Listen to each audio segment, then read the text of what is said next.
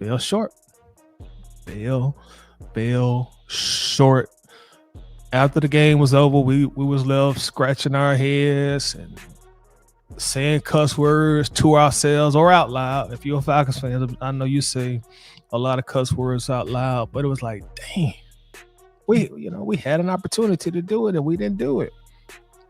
But that's a very common theme and a common feeling that we've all come accustomed to as Falcons fans. And this was a road game too. You would love to go on the road and beat the Patriots. Although the familiar faces of New England's glory days are no longer there. Mr. Bill Belichick, he's now coaching football at a college basketball conference in the ACC. Tom Brady, when he left New England, he came down south and played for our division rivals, Tampa Bay, won a Super Bowl, and played good football 90% of the time he was there.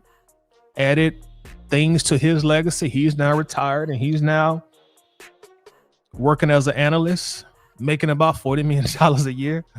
But that's what happens when you win 7 Super Bowls, man. Your worth and your post NFL career rises. If someone hires you to sign footballs or for a speaking engagement, you can charge a lot of money. So Brady is now calling games, just like our former quarterback Matt Ryan. He's now working as an analyst also. And I will say this is I don't know, this ain't much to hold your head on, but I think Matt is a better analyst than Tom Brady is right now. Matt seems like a natural. He does a great job at what he does, and it seems like Tom is getting better. He's getting better, but it doesn't seem like he's more of a natural than Matt Ryan. But the football fans would say, "Hey, y'all can have the commentator GOAT. We got the NFL GOAT." But that's another story. Man, it's unfortunate that I got to come on here and talk about the field goal kicking again, extra point. Lord, if it ain't one thing, it's another. And to be honest with you, I got nervous when it was time to kick that extra point. I got nervous. I started thinking to myself, oh, here we go. 23-24. We make this kick. It's a tie game, and we got the momentum. And, of course, we missed the field goal. Of course, in typical Falcons fashion, we missed the field goal and lost the opportunity to continue to build even more momentum and sneak out of their crib or their house with a victory.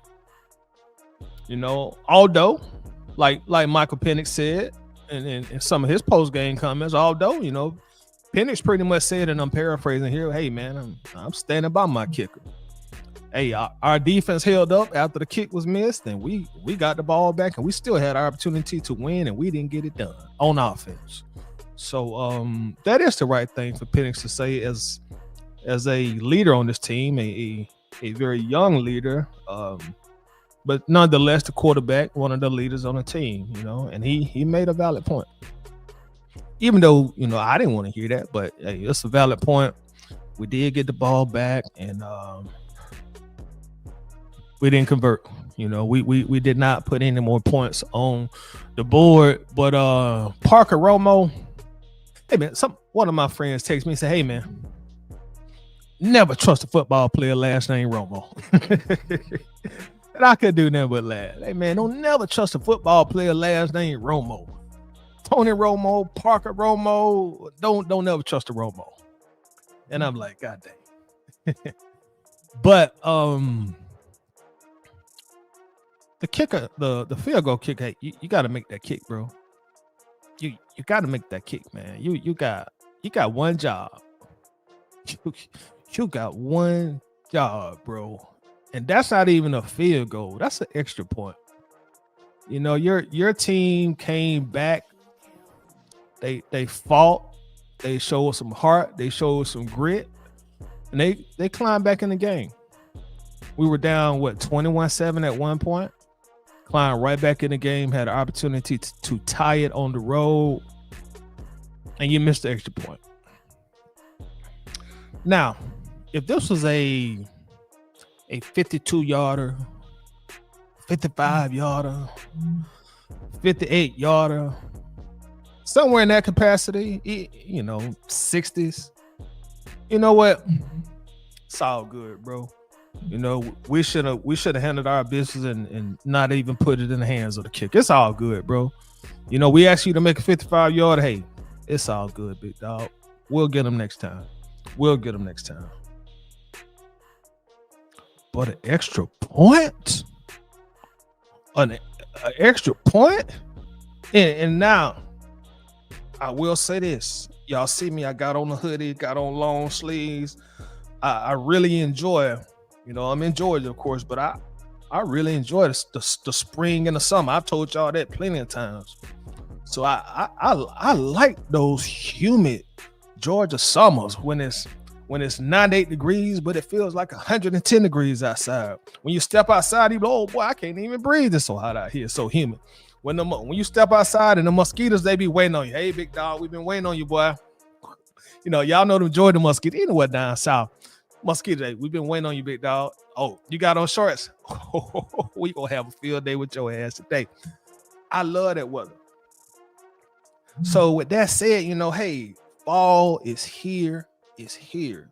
But you know what? Winter ain't here yet. The reason I'm saying that, hey, man, I didn't see no snowfall on the ground. I went at the game. Shout out to Uncle Steve. I seen he was at the game. Shout out to Uncle Steve.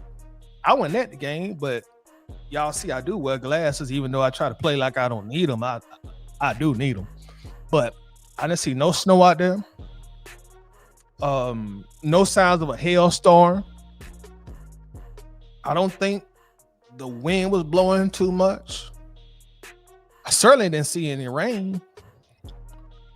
So here we are, the beginning of November, in very good conditions to play football. The kicker has to make the extra point. No ifs, ands, buts about it. You got one job. You got to make the extra point.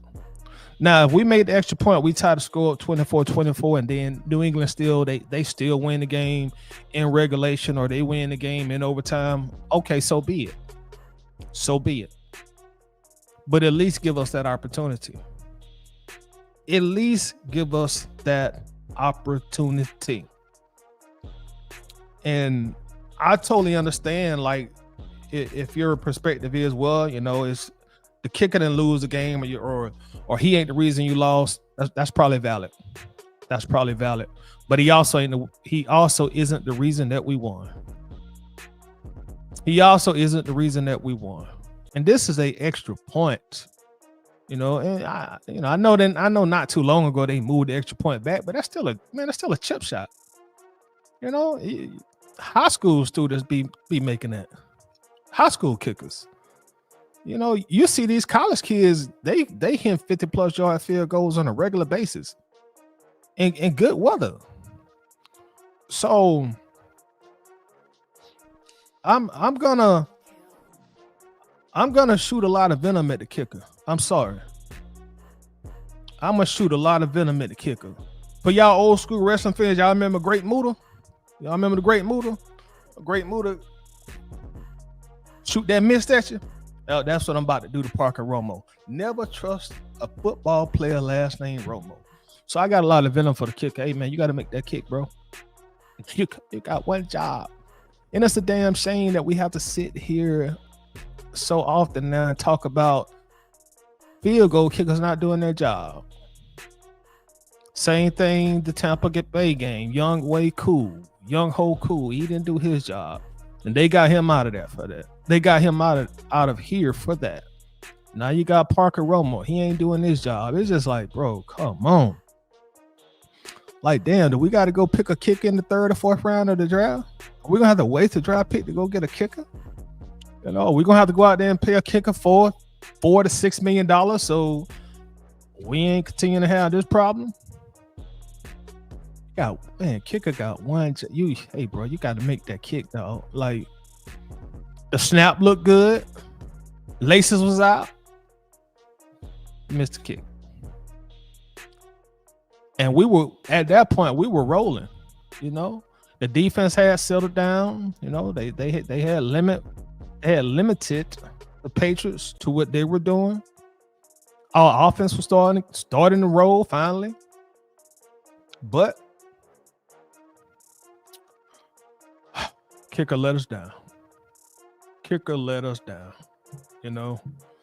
So that's very unfortunate because that again, that's a game that we really, really, really needed, especially if we're trying to get into the postseason, man. So that's super duper unfortunate that our kicker didn't do the job that he's supposed to do. So before we dig too much deeper into it, shout out to everybody in the chat, man. Appreciate everybody coming in. TG is in the house. My boy Todd Gurley, TG3 in the house. Georgia, Texas boy is in this thing. We got our guy Daniel Berry Sports Highlight in the house. Got Miss Lisa in the house. What's going on, Lisa? How's everything doing? Got a dog Millie Mills in the building. What's happening with you, Millie? What's popping, man? Got our dog Red Swarm in the building. What's happening, Swarm? Yo. What's good, Title? Shout out to you, Swarm. Appreciate you coming through, my brother. I can honestly say that I expected a loss today, but I'm encouraged by the fight that we saw today. Either way, Zach Robinson got to go. That's one thing, Swarm, that I do agree with you on that. I was satisfied and I was pleased to see the fight in this team because I've seen a lot of Falcons teams in my years that would have laid down, especially how the game was going when we went down 21-7. It was starting to look like the Patriots were about to just run us out of their stadium and get us on that flight to Atlanta real quick. Like, boy, y'all about to get out here real quick. Y'all about to get back down south real quick. But they showed a lot of heart. They showed a lot of grit, and they fought back into the game. So that's something that you like to see as a fan of this team, that they did not lay down like we saw a lot of teams in the past do. I got Slim in the building. What's going on, Slim? Good to see you coming through, brother. We got Clay Milton in the house. What's up with you, Clay? David Starks is in the building as well. David says, what's up, Title? We may as well start talking about draft. Yeah, we bought at that point, bro. We bought at that point, bro. Hey, man, it's too early to do some mock draft. You know what I'm saying? We bought at that point, man. But I got a small amount of hope that this team just defies the odds, and they just need to get up. They just need to get them on at least a 3-game win streak. Get themselves on a 3-game win streak, man. And I think stuff will start to fall in place, man, because we got some guys on this team, man, but stuff just don't seem to go our way. It just seems like that old Falcons buzzard look always finds a way to rear its ugly head and ruin our plans. Cool C in the house. What's going on with Cool C? Repping that 770. Shout out to the 770 in this thing. What's going down with Cool C? Keanu's man in the crib. What's happening with Keanu? How you doing? He says, Raheem said the Patriots simulated our snap counts on 4th down plays. Yeah, I saw that also. Michael Penix also spoke on that as well. He said that's what caused the snap to be early and threw everything out of whack. What's up, Jeremy? Appreciate you coming in. Jeremy Dupree in the building. A big time Florida Gator fan. I ain't gonna mess with you, Jeremy, but you know what's happening, bro. Appreciate you coming in. Ski in the crib. What's happening with you, Ski? Appreciate you coming through. Ski says Raheem Morris should be fired. Most definitely. They keep losing, bro. It's coming. You definitely gonna get your wish. They keep losing. Keanu said we should get one of them kickers that Pat McAfee be having on ESPN Game Day for competition. I got to be honest, Keanu. I don't watch Pat McAfee, not because I don't think he has a good show, but I just don't watch it. I don't watch a whole lot of network sports television shows anymore. I check out a lot of YouTube sports, man. That's kind of where I be at with it. But I need to start checking it out because I kind of do like Pat McAfee. You know, I like the stuff that he do. So I'll definitely have to start checking it out. Ray in the house, what's happening, Ray? What up, Tight? Don't know what to say, bro. I don't need it, dog. At this point, like, bro, I don't know what to say. I don't know what to say. And that's how the Falcons have you, bro. That's how they have you. Like, you'd be like, bro, I don't know what to do about this team. I don't know what to do about this team.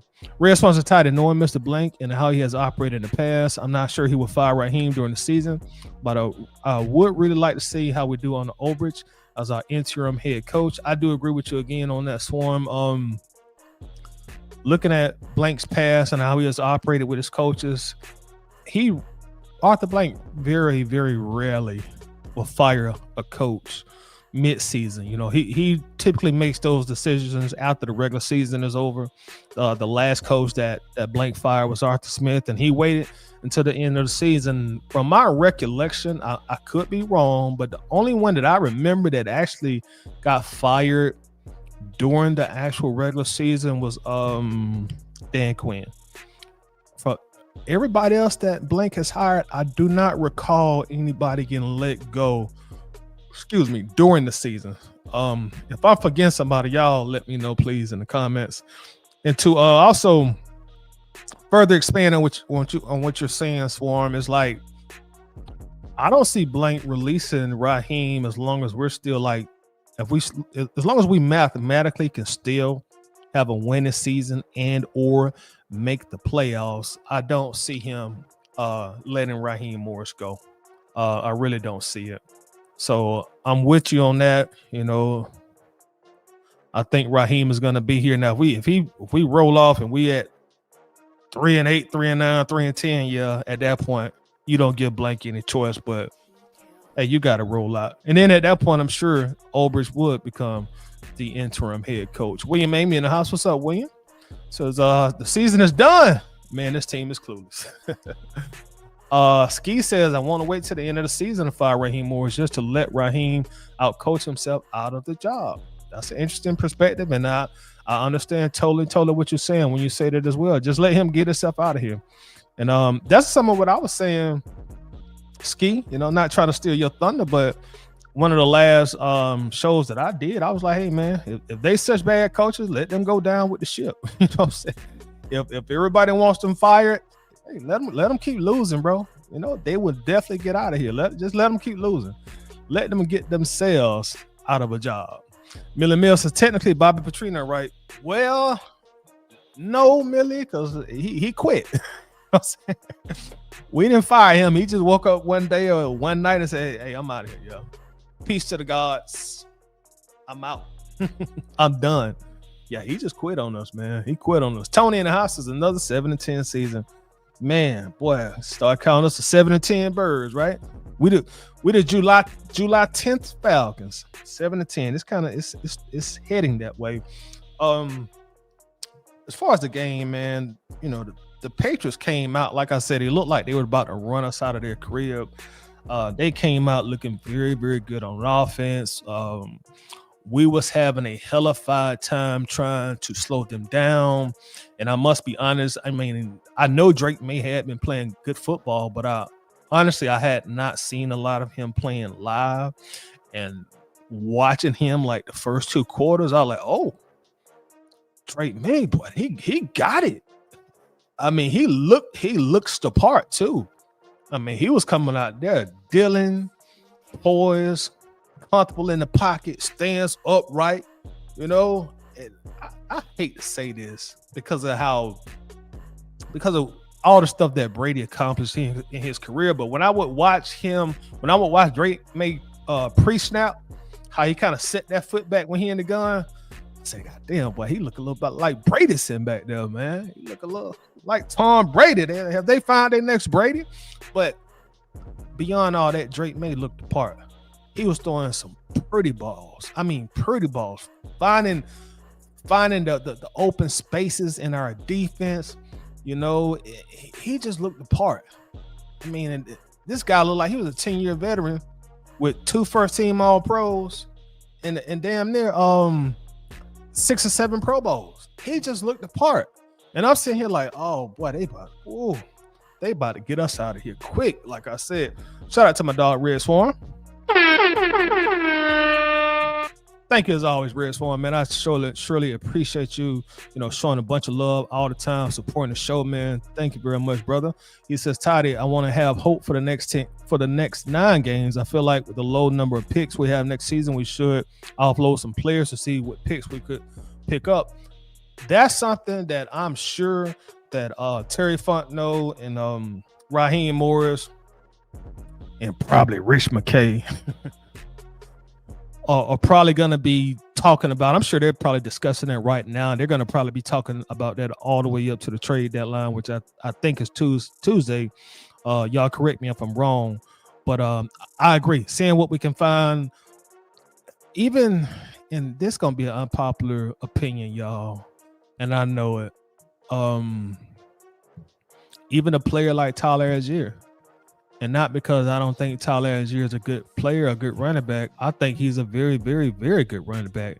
He proved that his rookie season. As a rookie, he came in and set the rookie rushing record for the Atlanta Falcons franchise, and he didn't even start in all games. So Tyler Algier is a hell of a talent, but the reason I say that not because I don't think he's a valuable piece of the team. I do, but we just can't find a way to get him involved in the offense. And in a sense, like, and I don't want to say I hate to have this perspective, but it's just a hard admission for me. It's like we're wasting his talent in Atlanta, and because he is good, he's shown he's good. When he gets the opportunity, when he gets the snaps, he's shown he can be productive. So that's somebody that they may be thinking about. Kyle Pitts, that's another player. Although I would love for them to bring Kyle Pitts back, I hope they bring him back. But I'm sure there are a lot of teams that would find a lot of value in a guy like Kyle Pitts. And I think Kyle has been playing much better football this year. The stats are not eye-popping and they don't, jump off the paper, but I think Kyle has been playing some very, very good football for us. He made a big catch in this game today. When he dived and caught the ball, that was a huge catch. And, somebody like Kyle Pitts, man. But I do agree with you, Swarm. It's like we don't have a first-round pick. I think we only have 5 picks going into the 2026 draft. And, there are some holes on this team that we need to fill on next year's squad. We're going to have to do something about the depth at linebacker. I'm sure Troy Anderson won't be back for the 2026 season. It don't even sound like he's going to play again this season. Troy Anderson has probably played his last snap for the Atlanta Falcons. So we're probably going to lose him next year at linebacker. And as y'all already know, that's, I'm not a huge fan of Troy. I ain't got nothing against him personally. I don't know the guy, but I'm just not a huge fan of his game. But we need some depth at linebacker because we see now, we have seen what happens when you lose a good linebacker like Devon Diablo, who, speaking of somebody that may not play again this season, he may not play again this season. I think he got a bone fracture. With a bone fracture, you never know how that's going to go. That could be 5 weeks. That could be 15 weeks. You never know. But the point I'm trying to make is, if you lose a stalwart on your defense like Devon, hey, man, you can't take a big drop. We took a big drop from Devon and then having to insert J.D. Bertrand as a starter. Now, Bertrand was absolutely horrific last week. I think he played a little better this week, but he still was a sore thumb, and you could tell they still were picking on him, and he still doesn't seem like he fully understands what he needs to be doing in coverage. He has a hard time getting off the blocks, and I don't blame him for that. He's a special teams guy. We should have somebody else that can step up and give us better reps when we lose a guy like Devon Diablo. So, that's another thing. We're going to have to find some kind of depth at linebacker. We're going to have to do something about the probably our nickelback, our cornerbacks. Well, Billy Bowman, I've I don't want to undervalue him because he's been fabulous as a rookie, but I still think we need some DB help back there as well. So we'll see, man. Like if the Falcons kind of feel like the season has gotten away from them, we'll start getting some notification on our phone saying, "Hey, the Falcons have done this, they've done that, they traded this guy, they traded that guy." So we'll see. We won't have to wait long because the trade deadline is, literally a day or two away. Red Swarm said, laughing out loud, yeah, Toddy, Rich McKay in the meeting. Yeah, man, it's like, bro, and I've came to terms with it, and I don't like it, but I've came to terms with it. Like, Arthur Blank ain't gonna get rid of Rich McKay. That's just his guy. That's his partner. That's somebody he obviously trusts, and he just gonna be there. I just really wish that he would like totally move Rich McKay away from the Falcons. I mean, I'm not saying like you have to fire this man and he can't be a confidant or a business consultant to you, or he can't be employed, by Blank. I'm not saying that at all. Who am I to tell Arthur Blank how to run this business? But I just think you really just need to move him out of the Falcons business, man. Let him run the Beans. Let him run the golf team and the soccer team. I'm sure Arthur Blank owns tons of businesses. Let him do that. Just get him out the way of the Falcons, man, because I think that hurts. Like when it's time to hire head coaches and general managers, and if they feel like, well, Rich McKay ain't gonna never get out the way, I think that could hurt us when it comes time to replace a Raheem Morris or replace a Terry Fontenot. And not only that, it's just like we're going nowhere with him still being involved in Falcons business. I mean, we can fire Terry Fontenot tomorrow, but as long as Rich McKay is still there in the meetings, still there for big decisions for the Falcons, what is really changing? I mean, we know Arthur Blank ain't gonna get fired. It's his team. He ain't finna fire himself. But I don't know, man. And you're right, Swarm. There have been some talks about Arnold Ebiketie. I saw him leave a very cryptic quote or tweet on his Twitter saying something about some big news from AK coming very soon. Seemed like he was alluding to the fact that he's gonna get traded or there are trade talks. And the thing about AK, man, I actually like AK. Like today, he stepped up and made a huge tackle for loss. I like AK. I really do. I mean, he's not gonna be going to he's not gonna make no all-pro team, but I think he gives us good value for what he does. I would love to keep him on the team, but I don't think that's gonna happen. Clay Meltzer says we need a wide receiver too. Yeah, we do. Honestly, Clay, man, we need a wide receiver 2 and a wide receiver 3. To be real. I don't know what has happened to Darnell Mooney this season, but he's disappeared. He's just disappeared. And one thing that I'm starting to notice with Mooney is he looks visibly frustrated out there. When I'm looking at his body language, like we miss him on the pass early in today's game, and you could see the body language. He was frustrated. He was visibly frustrated, and I saw that from him like the last 2 or 3 games.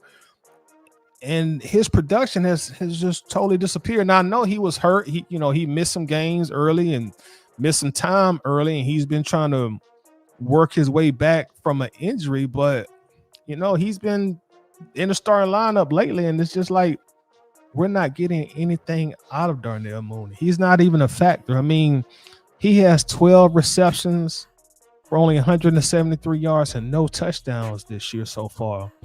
And that's including today's game. He had 1 catch for 15 yards today. He had 1 catch for 11 yards against the Dolphins. 49ers, 3 catches for 68 yards. The Commanders game, 1 catch for 15 yards. And that's our wide receiver too. He's not giving us anything. We're not getting anything from wide receiver 3. We had Ray last year, who had a career year last year, and he looked like, man, boy, this is a steal, because we kind of really signed him to be the special teams guy, and he came out there and gave us about 70 catches for like 700 yards. So, and he got kicked off the team. So we really need a wide receiver 2 and a wide receiver 3. You know, so they're gonna have their hands full in the offseason. You know, luckily for us, you know, we will be able to get off the Kirk Cousins contract, and that's gonna free up a gang of money to go out there and do some willing and dealing. You know, so there are some holes on this team because outside of Drake London, man, and Kyle Pitts is technically our tight end. We're not getting anything for the wide receiver position, minus Drake. And again, Kyle is a tight end, but wide receiver 2, wide receiver 3, we're getting absolutely nothing at all. And but yeah, like Drake May, man, he came out and he looked the part. He looked the part, and he looked the part early, and he looked the part often. That pass that he threw out, and pardon me, but I don't know the player's name for the Patriots, but I do know Jalen Walker was in coverage. And the thing about it, Jalen Walker actually did a good job in coverage. Now he could have turned his head around to break up the pass, but he don't really have that skill set. You know, that's not something that they regularly going to be practicing for edge rushers, you know, hybrid linebacker. That's something that you expect your DBs to know. Okay, let me turn my head around now and make a play on the ball. But he was really right there, step for step, with the receiver or the running back. I think that might have been the running back, but I'm not sure. But either way, he was there, but he didn't turn his head around. But nonetheless, Drake made an excellent throw. And I was saying to myself, like, man, this kid is the real deal. Speaking of Jalen Walker, I think Jalen Walker played an exceptional game. He has a bright future ahead of him. Forced a fumble. And one thing I do like about Jalen, I think he's going to continue to get better as a pass rusher. But I think he does a very good job setting the edge in run defense. You know, so very much so looking forward to watching him continue to progress as he's with the team and whatnot. Now, our offense got off to a very, very slow start, and that's something that we're used to seeing. We came into this game. I don't know how many of y'all knew this, but we came into this game with a run block win rate. This is a offensive line stat.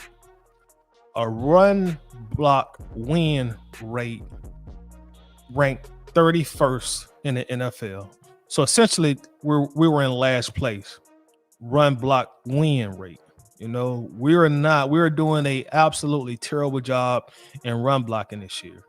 And, you know, that's something that we miss Caleb McGarry in. You know, Caleb McGarry was a maybe great is exaggerating, but very, very, very, very good run blocking right tackle. Very good. You know, also we lost Drew Diamond, you know, in free agency. So, you know, you lost some continuity in the offensive line. You know, you lost two key parts to your line, you know, Caleb going down with an injury and then Drew Diamond going elsewhere, Chicago. So we have struggled a lot more than we're accustomed to seeing run blocking. Also, we're seeing these last few games that the pass blocking is starting to break down. I think they were doing a pretty good job early in the year. Pretty good. I'm not saying great. I think they were doing a pretty good job early in the year protecting Michael Penix. But these last few games, we're starting to see the pass blocking start to break down. You know, we saw it early in this game. And the reason I brought up the run blocking win rate because we are having a very, very tough time lately opening up running lanes for Bijan and Tyler Algier. We're having a very, very, very tough time, y'all. Very tough time. We're losing down in the trenches, especially when it comes to run blocking. And as David Starks just said also, and he says, and Bergeron hasn't been stellar this year either. And that is correct. He hasn't. He's had a rough year, you know, and that could be a continuity thing, or that could just be him not playing well, or it could be a combination of different factors. But the run blocking hasn't been there. And I hate to say this because I'm such a fan. I hate to say this because I'm such a fan. But Chris Lindstrom has had a rough year for somebody of his caliber, for somebody who is a consensus top 2 guard in the NFL and who has been a dominant lineman for years now. I'm not saying he's playing bad. You know, I want I want nobody to go, oh man, Tyler said Chris Lindstrom, sorry. That's not what I'm saying. I'm saying for somebody of his caliber, he's had a rough year. For somebody of his caliber. And that could come, you can attribute some of that to losing his tag team partner.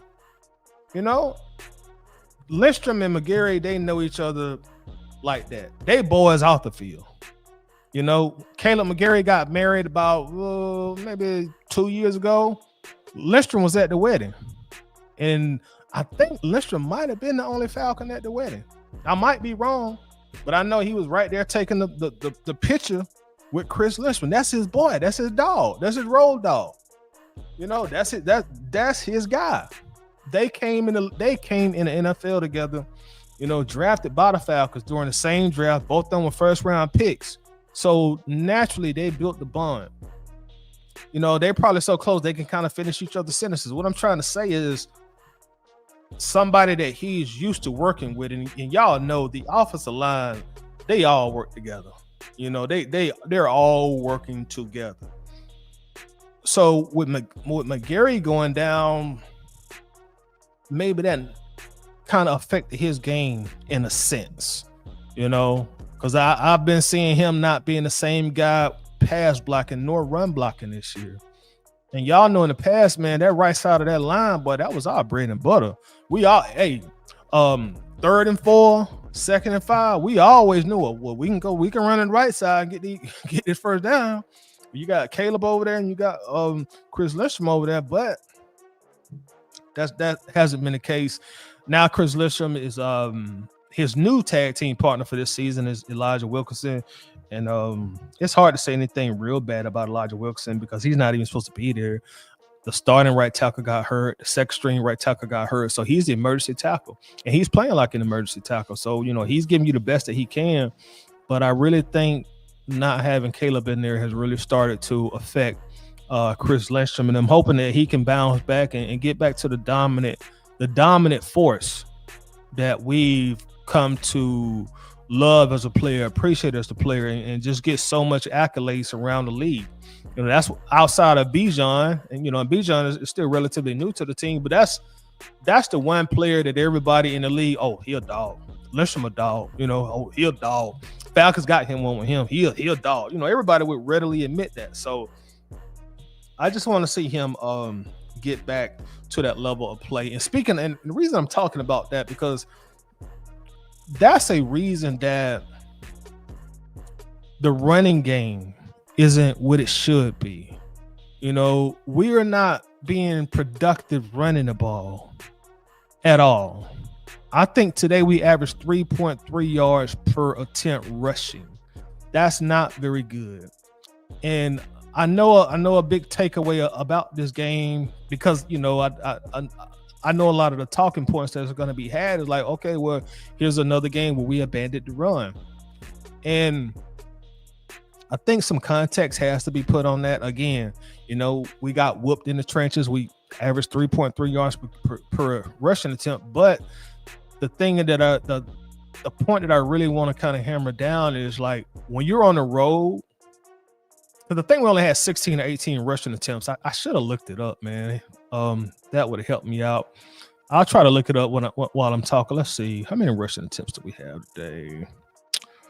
I don't see it here, but I think it was 16, 18. But the point I'm trying to make is when you can't be productive running the ball from a efficiency standpoint, because your yards per attempt as a team, that measures efficiency. You know, productivity. That's an efficiency stat. How efficient are you when you run this football? When you go down 21-7 on the road, may I add, and the Patriots get the ball back to start the second half, in a sense, you almost have to abandon your run game because you don't have the luxury to sit there and call a bunch of running plays and try to get your running game going, especially each time you call a running play, you're not getting anything. So when we go down 21-7, They get the ball back at halftime. The offense has a different sense of urgency now. All right, we got to start putting some points on the board. We got to start running plays and calling plays that's going to get us more positive yards. If not, we're really going to get blown out of here. Bijan Robinson today, he only had 12 rushing attempts, but he only averaged 3.8 yards per carry. This is the guy that came into the game averaging 5.2 yards per carry. He only averaged 3.8 yards per carry on 12 rushing attempts. So whoever the offensive coordinator is, they have to kind of change, like, okay, hey, this isn't working. We're going to have to start putting the ball more in the air. Tyler Algier, and I was speaking about, how he's not getting the snaps that he should. He only had 2 rushes for 6 yards, 3 yards per carry. So that changes the way that we approach what we're going to do on offense. It would be different if we were down 21-7, but we're averaging as a team 5.1 yards per carry, even 4.8 yards per carry. We're able to, okay, we can get positive yards and chew away at this lead, but that wasn't the case. Yet another game where our offensive line got beat up, and we can open up any running lanes for Bijan, for Tyler, and we kind of had to change the offensive game plan. So, when that talking point comes up, we abandoned the run. I don't think it was by choice. It was just either we do something different or we get blown out. And I think at that point, you saw us start to throw the ball more. And, eventually the passing game started to work for Atlanta. You start to see Penix get a lot more comfortable out there. And Drake just got on fire. Once Drake got on fire, it's like, oh, okay, this is working. This can help us get back in the game. And Drake had a hellified game. 3 touchdowns, three receiving touchdowns. So that was something. It was good to see, Drake get out there and do his thing. Another person that I want to give some props to is Brandon Dorless. Our second-year player, his first year starting. That's somebody that I've been high on since his rookie season. And I've always been high on Dorless because of his hand, his hand technique. Brandon Dorless, for a year 2 guy, and I noticed this is rookie year, and I think I even made a video on this, or short, but I know I spoke about it on this channel before. He uses his hands like a hibachi chef, man. The technique he has with his hands, I don't know where he learned that at or who taught him that, but they did a damn good job. Brandon Dorless, he's a force out there. He's going to have a very, very bright future in Atlanta. And speaking of tag team partners, I just spoke about Chris Lindstrom, Caleb McGarry. Now you got Brandon Dorless, Ruka Roro. They're starting to mesh very well with each other. Both are second-year players, first-year starters. Both came in the league at the same time. So you see their ability and how they work well together. We may want to try to get us like a bigger nose tackle, in free agency, kind of plug them holes up, or the draft. That might be something that we consider doing to try to plug that A and B running gap up, that running lane that teams have notoriously just brutalized us on right up the middle.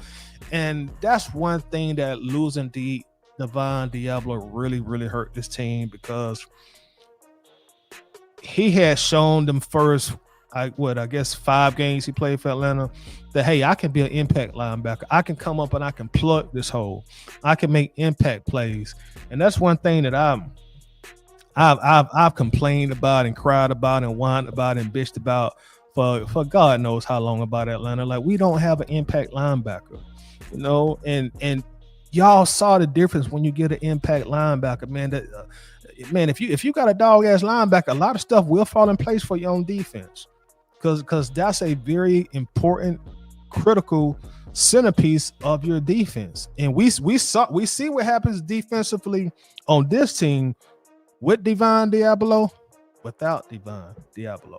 The defense is still playing pretty good, but it's not that dominant defense that we saw early in the year, now that Diablo is out due to injury, so but beyond that, man, Root played good today. He was out there making some plays. Doyless played good today. He was out there making some plays. James Pierce Jr., I still see him getting around that corner, putting some pressure on the quarterback. Now, I will say this, James Pierce Jr., the next time you pick up a fumble, you need to haul ass, bro. Don't be sitting there playing and showboating and Cadillacing like John Harris say. Pick that ball up, take that shit to the house, man. Because I really feel like, I firmly believe, like, when he picked that ball up, he started showboating a little bit. He thought he had an easy touchdown. If he just picked that ball up and haul ass, I don't know his 40 time, but I know he's fast. I know that just by watching him play. But if he'd have picked that ball up and just hauled ass, I really feel like he got a touchdown. But I think he started showboating a little bit. And that offensive lineman just did not give up. And he was able to bring him down. But nonetheless, that's me nitpicking because we scored anyway. So ultimately, that don't matter. That's after space that I'm playing right there, right now. But defense finally did settle down and gave us a chance to get back in the game. They started limiting what Drake May was able to do. And I like the young defense. We had a Jesse Bates sighting today. Speaking of somebody that's been playing below their caliber, Jesse Bates has had a rough start of the season. He hadn't been playing Jesse Bates football, but we got a Jesse Bates sighting today. Had a big turnover that helped us slow down their momentum and stop them from putting more points on the board. So Jesse Bates sighting today, and hopefully, I know he's a veteran, so he don't really need anything to build up his confidence, but hopefully that'll help him get back to how he was, those first 2 years that he came to Atlanta out of free agency, man. But defensively, they played great in the second half. First half, we gave up too much, and New England was like doing what they wanted to on third down. That's some of the reason I was thinking, like, bro, if something don't change, we're gonna get blew out. Because I think they were 8 out of 12 on third down, and most of that came in the first half. We could not get off the field on third down to save our lives. And again, most of that came in the first half. So we finally settled down and what have you. But defense is playing good football, and and y'all know me well enough by now. I catch a lot of flack because I hold the players accountable. Even though I love my players, if you on this team, I want to have some kind of love for you. But I tend to hold the players more accountable than the average fan does. And that did not just start this year. If you've been following me for some time, I've always been like that. Players play, coaches coach. That's how I am. And one thing I do want to point out when I say holding players accountable, especially since we're talking about the defense right now. If you look, and I know y'all watched the game, but I was speaking on Brandon Doyless and I was speaking on Rook. Like when you watch these guys play football, like you can see them winning their one-on-one matchups. You can see, I spoke about Brandon Doyless looking like a hibachi chef. You can see him winning his one-on-one matchups often. You see Big Rook win his one-on-one matchups often. Before Devon Diablo got hurt, you would see him making impact plays that an impact linebacker is supposed to make. You would see it out there. You see Xavier Watts as a rookie, you're like, oh boy, like this guy can play football. This boy can play. We talked about Jalen Walker a little bit earlier. Hey man, you see the talent out there with Jalen Walker. You see him winning one-on-one matchups as a rookie. James Pierce Jr. does not have the sack total yet, but you see it. Like you see him, okay, boy, that speed move he got, he can get around that edge and put some pressure on the quarterback. You can see him winning that. And I don't want to take anything away from Jeff Ulbrich because I think he's doing a fantastic job as the defensive coordinator of this team so far. I think he's doing a very, very good job. I think we are the highest blitzing team in the NFL, and yes, that does help us contribute to having way more sacks at this point this year than we had last year. We had 6 sacks today, may I add, and an interception, and we still lost. But that's another story. The point I want to make is when I hold players accountable, that's a big reason why. You know, because football is very simple, and sometimes it can seem complicated, but football is very simple game. Are you gonna whoop this guy's ass in front of you, or is he gonna whoop your ass? A lot of times that's what it boils down to. When they say football games are won in the trenches, that's what it boils down to. Are you gonna whoop his ass, or you gonna get your ass whooped? That's really what it boils down to in the trenches. Who gonna get their ass whooped today? Or who gonna get their ass whooped tonight? So when I tell y'all, or when I say, excuse me, I didn't mean to say tell y'all, but when I say that we are 31st in the NFL in run block win rate, that means we get our asses whooped in the trenches. They're whipping our ass. That don't mean that our offensive line coach Dwayne Leffert is just doing a terrible job, or Zach is doing a terrible job. I know. I'm trying to stay out Zach today. I know that's a hot topic, but that don't mean Leffert is doing a terrible. It's just, hey man, Matthew Bergeron, you've been getting your ass whooped this year, dog. What are you gonna do to change that? You getting your ass whooped. Jake Matthews, boy, you a vet. You getting your ass whooped this year. What's going on? You know, Lindstrom, I love you, dog. You one of my favorite players on the team, but I won't say you've been getting your ass whooped, but you've been losing a lot more than we're accustomed to seeing. Again, Elijah Wilson, emergency tackle, he giving us all he got, you know. But that's where that 31st in the NFL run block win rate comes in, that a result of players getting their ass whooped more than they should in the trenches.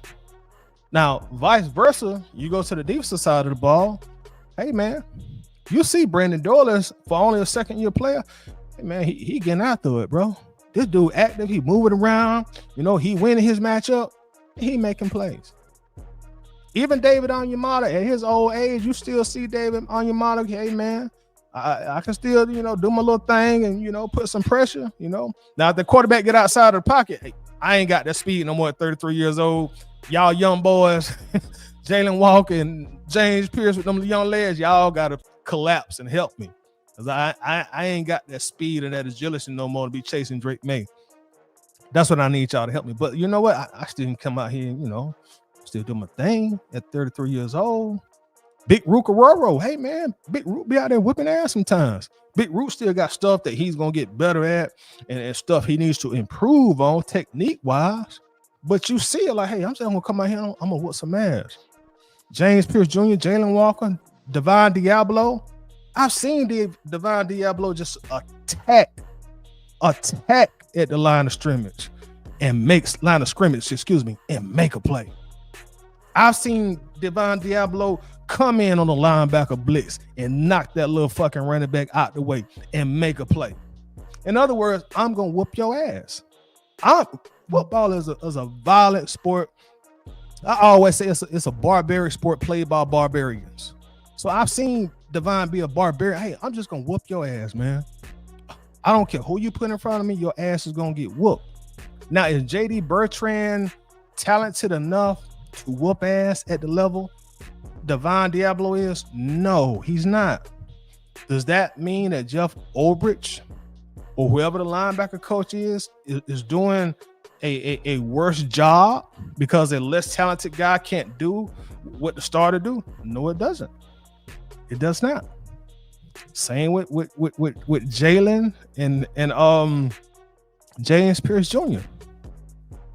Now, you look at last year's defense and some of the guys that we had starting. Much respect to him, y'all. Y'all please don't get mad at me.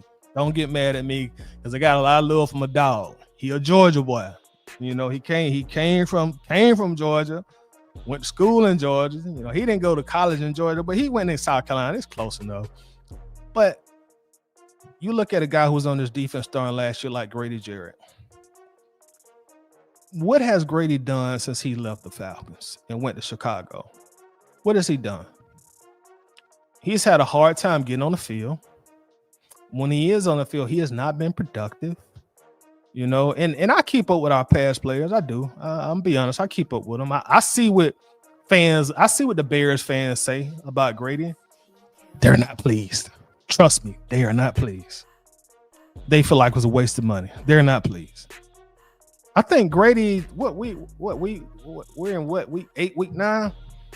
And don't get me wrong, Grady is an interior defensive lineman, so his tackles are not going to pop off the stat book, but he has 6-7 tackles halfway through the year, no sacks.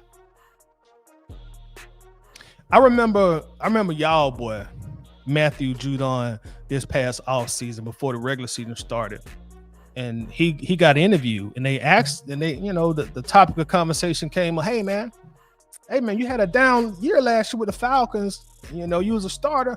Hey Matthew, what happened, dude?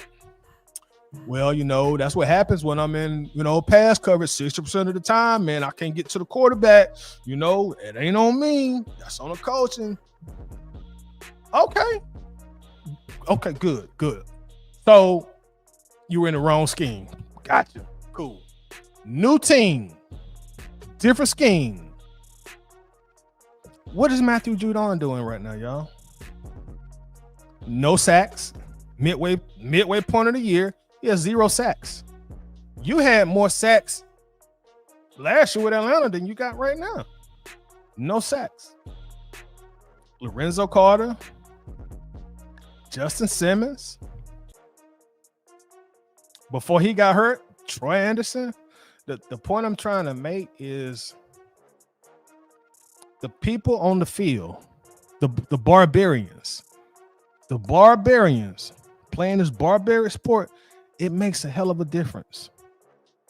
Half of our starting defense is now removed off this team, or they're not starting anymore. D. Alford was the starting nickel guy last year. He ain't starting anymore. We got a different safety starting now. And a lot of these guys who were starting last year for Atlanta, they went to different teams with different schemes and different coaches. Are they playing any better outside of Nate Landman? Y'all know me and Nate. I always said it was a mistake letting Nate go. But anyway, all these other guys, Judon, Grady, what are they doing? If you can't win your one-on-one matchup in Atlanta, you ain't gonna go to Miami or Chicago or nowhere else and win that matchup either. So that's why a lot of times, bro, I'm more, y'all hear me be more player accountable, bro. That's why a lot of times I put more accountability on the players, because that's how it works. And again, much respect to Jeff Ulbrich. I think he's great at what he does. But if you put that same pool of talent that we had last year on this current Falcons defense, the same pool of talent with a different scheme, different defensive coordinator, I strongly feel, I'm very, very confident in saying this, you don't get the same defense that we got right now. The defense isn't as successful as it is right now, And I think that goes to both sides of the football, Darnell Mooney on offense, really not giving us anything this year, not giving us anything. Our offensive line, they're not the same offensive line we've had in the past. So it's now making Bijan's job a whole lot harder. And right now, the quarterback is always going to be your mainstay on offense. But Bijan, that's our guy on offense, bro. If we can't get Bijan going, it's going to be probably a rough night offensively for us until Michael Penix gets at a level where he's able to really carry the offense like we need him to carry the offense. But he's not there yet, and you don't anticipate him to be there yet. He's still a young pup. But that's the main reason, y'all, that I do take the stance that I take. You know, if they fire Raheem and y'all boy Zach Robinson tonight at 12:01 a.m., I wouldn't give a shit. I'm still gonna sleep like a baby. I wouldn't give a damn. I have no loyalty, no ties to them guys at all. Wouldn't give a damn. Don't know either one of them from a can of paint at Target or Walmart. Don't give a damn. But I'm not the person or not the type that's gonna just always give players a pass. Do Raheem make bad decisions in game? Yes, he does. Yes, he does. Is his time management questionable more than we like it to be? It is. You know, does some of them plays that Robinson run have you scratching your head? Yeah, they do. Like today, when we was running, like we've started like these last 3 games, or maybe last 4 games, we started sending Bijan in motion like you see a lot of times in high school and college, like we'll hand the ball off to a misdirection, you know, and now we've started doing the play action where it seems like Penix turn around like a time to have, like he doing some things. I'd be like, what the fuck is that, man? That's taking too long. Come on, let's go. We need to play to develop a lot quicker than that, man. Like, what is that, Zach? I'll be the same way. But at the same time, that doesn't allow me to put all the bad or all the ills on the coaching staff. I'm still going to hold Penix responsible to a certain extent. Now, Penix gets more of leeway from me because this is his first year starting, and I know, especially at quarterback, there are going to be some baby steps. It's just like a little baby. Y'all know babies 8, 9, 10, 11 months, 1 year old, when they first start to walk. Hey, man, you expect that baby to fall on their ass, and they learn from that. That's some of the process of a infant or a baby learning to walk. They're going to try to take them first steps, fall on their ass. You know, does it discourage them a little bit? Yeah, probably do. But they learn from that. The same thing with a quarterback. I expect Penix to fall on his ass from time to time, but I also expect him to learn from that. You know? But the wide receiver situation, we ain't getting a whole lot there. We can't run the ball.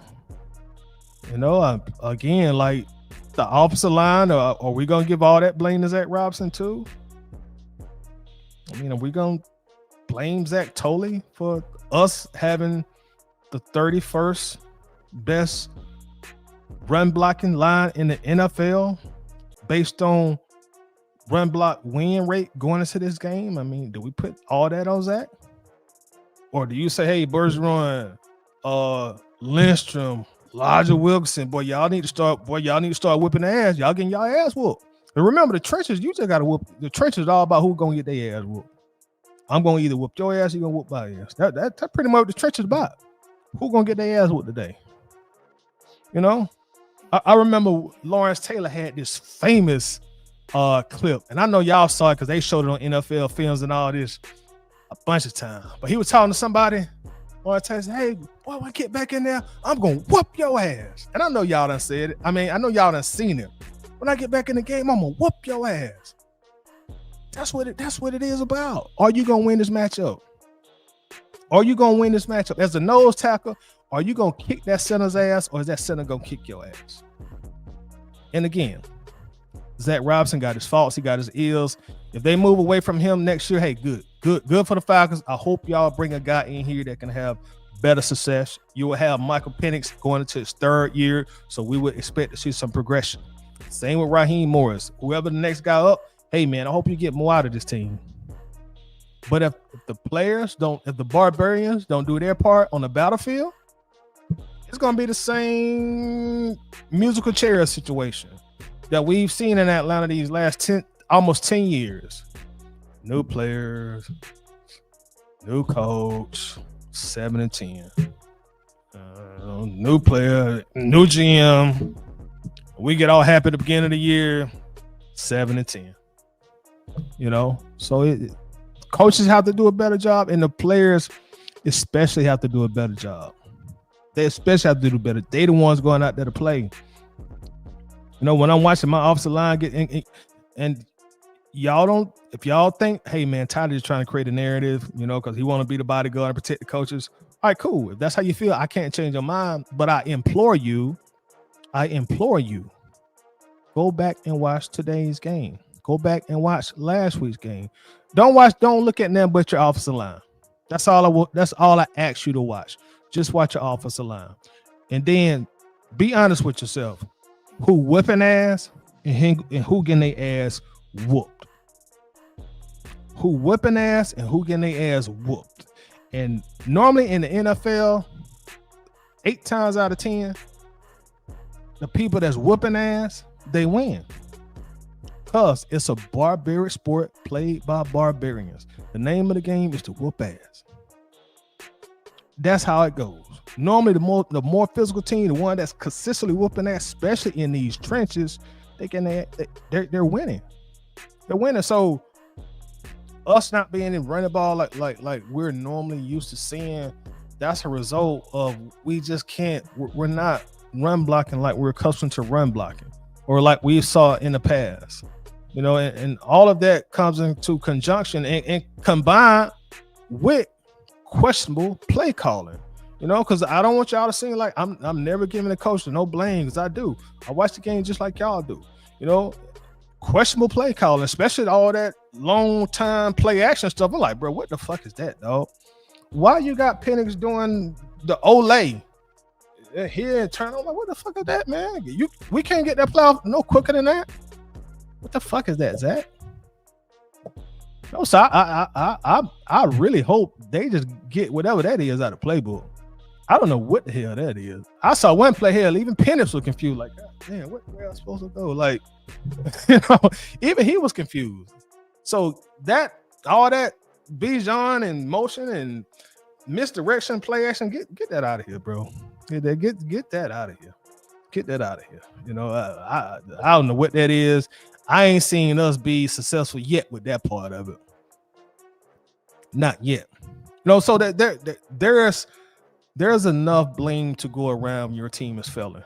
There's enough blame you say, hey man, well, this coaching ain't about shit. There's also some blame for you to say, hey man, well, our players, they ain't getting a job done, bro. We ain't getting a job done. We so-and-so ain't getting a job done. That's why you see the defense ahead of the offense. If you look at them side by side, you'll say, well, the defense is obviously better on Atlanta. They are whipping more ass on the defensive side of the ball. Look at the trenches. They whipping more ass. You got more players on the defensive side of the ball that are making plays than you got on offense. A lot of people say, well, Bijan is our whole offense. You stop him, you stop the Falcons.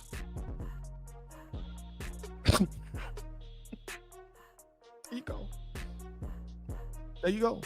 Hey man, you can stop Root or Ruru, and we still can win. You can stop Jalen Walker and Jesse Bates. Hell, look how bad Jesse Bates been playing this year. The defense still been playing good. But if a good deal of players ain't making plays on one side of the ball, hey man, you're gonna have a tough time. So, we can continue like blaming coaches year after year after year, but until everybody's on the same accord and everybody's playing good football, and coaching good football, it has to be a marriage. It's gonna be problematic in Atlanta, and from my vantage point, that's what I'm seeing. I'm seeing offense get their ass whooped a lot. I'm saying that we don't have a second or third wide receiver, as some of y'all have already mentioned. I'm seeing arguably the best running back in football not have any running lanes to make a play. I'm seeing that. To me, that's not solely, and I emphasize the word solely. To me, that's not solely an indictment on purely coaching. The players have to take some responsibility in that also. And I see Ray says the offensive line has really been struggling this year, really struggling. They have, bro. They really have, Ray. And again, I know y'all tired of me saying this, but I'm gonna continue to hammer that point home. They getting their ass whooped. You line up in front of this guy, who gonna win? In the trenches, bro, that's really what it boiled down to in the trenches, dog. The trenches, in my opinion, that's the most simplistic area of football. That's really what a war is at right there. Who gonna whoop ass? Who gonna get their ass whooped? And when Ray say something like the offensive line is struggling, they getting their ass whooped. I saw it today. I saw it last game. I really saw it last game. I really saw it today too. So when you see Bijan have a game when he had 12 rushes for 40 yards, there's a high probability that it's not Bijan. It's just, hey man, like I don't have nowhere I can run to. There are no running lanes. It's a glaring issue these last two games, especially last game.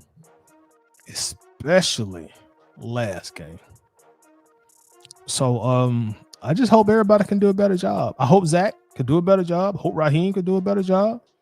I hope the players on both sides of the ball can do a better job. Even though, I for the most part, I've been celebrating the defense, but I think that they can play a little bit better too. Although Divine Diablo is gone, and that's kind of the point I'm making. Like when you lose good productive players, like coaching is not going to always make up for talent. It's not. No matter who you got back there, coach. You could have the best defensive coordinator the world has ever seen. It's not always going to make up for it when you lose key important players on the team. So I hope everybody does a better job going forward, man. And we're sitting at 3-5 right now, and the sky is looking dark and gloomy. But hopefully they can start, rattling off some wins and get a win streak going. If not, they will more than likely fire the coaches in the offseason, and hey, we'll do this thing again next year.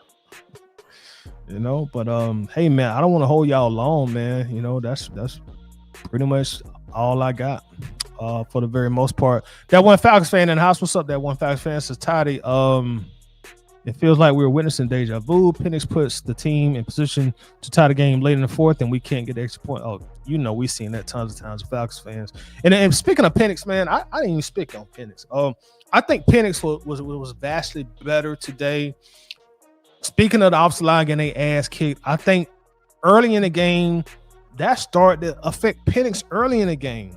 Y'all saw he got sacked like the first drive, I think. They sacked him. Then he got a lot of pressure the second drive. And as a young quarterback, because a lot of times one of the things that people are critical about Penix is, well, when Penix get pressured, man, he ain't that good. Yeah, that like damn near every quarterback. Don't know quarterback perform at their best when they get pressured, especially a young one. That's why it's so important. It's so critical to protect your quarterback. It's so critical. But the point I was trying to make is that I think that started to affect Penix early because like he was getting all this pressure in his face and he wasn't able to put power, into his throws or set his feet or get a clear passing lane. And then I think as the game transpired or continue to go, he started to get a lot more comfortable. Then you start to see his talent. Like, okay, damn, man, that's a hell of a throw. Some of them throws that he threw to Drake London, that throw that he threw to Kyle Pitts, they're just all talent. And I don't want to take anything away from Kyle or Drake because they did their part also, and they make spectacular catches. But the ball placement itself, hey, bro, that's just talent. And I think Penix was better today. His first 3 touchdown game that I think I'm correct in saying that. No interceptions, so the interceptions are starting to go down. We saw him, use them feet a little bit today. Everybody be like, hey, man, Penix need to run more. He need to run more. Probably so, but Penix is the pocket passer, man. He like to just sit in that pocket and just pick you apart. And as Michael Penix, start to get more years, more experience under his belt, he's going to be a very, very lethal passer of the football. It's going to come. It's going to come. And I've said this before. I didn't expect 4,200 plus yards from him this year. I didn't expect 30 plus touchdowns, but he was going to have to take his bumps and bruises. Remember, he that 10-month-old baby They got to fall on their ass, but they going to learn from that. You know, that, hey, falling on your ass when you first trying to walk, that's going to help you figure out, hey, this is how I walk. This is how I keep my balance. You know, this is how I take these first 3 or 4 steps. Oh, I got this now. You know, and after you walk, you start running. Y'all know how kids are. Y'all know how they are. Swarms, the facts, how it is clear what Diablo meant to the defense. Man, this defense looks vastly different, especially really run and pass defense. Because when they was trying to throw on us like they throwing JD Bertrand, Diablo wasn't having none of that shit. He was clearing all that shit up. You know, he was one of the best pass defensive linebackers in the league this year. And without him, man, it hasn't been the same. But I do think that the defense is still playing real good football. They played well enough for us to win today as well. Swanson, appreciate the live, my boy Todd. I ain't mad, homeboy. I expected us to lose to the Pats and the Colts. Hey, I appreciate you always coming through, Swarm, and always showing a bunch of love, man. Much love, blessing to you, bro. And with that said, man, I'm gonna let y'all continue y'all night. I don't know who playing the Sunday night game, but I'm gonna catch the rest of the game. Hey, man, we may come back tomorrow. We may come back Tuesday. We'll see if anything happens on the trade market. You know, we'll probably come back and talk about that. But I appreciate everybody coming through, man. I always appreciate the love, man. I enjoy rapping with y'all. This be good therapy dealing with these Atlanta Falcons.